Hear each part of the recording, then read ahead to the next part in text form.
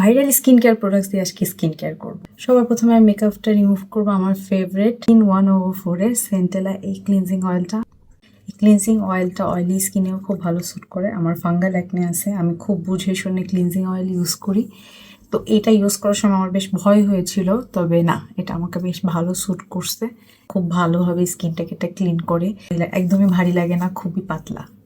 আমি কসরক্সের একটা face wash দিয়ে ফেসটা ক্লিন করবো এবং লেন্সটা খুলে আসবো। এটা আমার একদম বেয়ার ফেস, আমি কেবলই ফেস ওয়াশ করে আসছি। আমার ডাবল ক্লিনজিং ডান। এখন আমি এরপরের স্টেপ হলো টোনার। ব্রাউন লাভের এই টোনারটা আমার খুব পছন্দ। এটা বাংলাদেশে এখনো হয়তো ওইভাবে ভাইরাল হয় নাই। এটা ফেসের যে বাম্পি টেক্সচারটা থাকে সেটা খুব তাড়াতাড়ি রিমুভ করে ফেলে। ফেসে সবকিছু ভালোভাবে অ্যাবজর্ব হয়ে গেলে আমি আমার রাইস টোনারটি ইউজ করবো আয়রন ফ্রমের।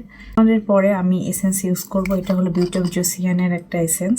এটা অ্যান্টি এজিংয়ে তখনই ভালো কাজ করবে যখন আপনি এর সাথে আরও কিছু প্রোডাক্টস ইউজ করবেন, যেটার মেইন কাজ থাকবে হলো অ্যান্টি এজিং। সিরাম আমি স্পটের জন্য বর্তমানে এটা ব্যবহার করছি। এটা নিয়ে আমার একটু মিক্সড রিভিউ আছে, আমি এটা নিয়ে পরে কোনো একটা ভিডিওতে কথা বলবো।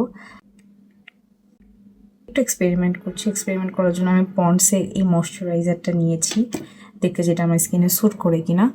এই ছিল আমার skin care, and thank you for watching.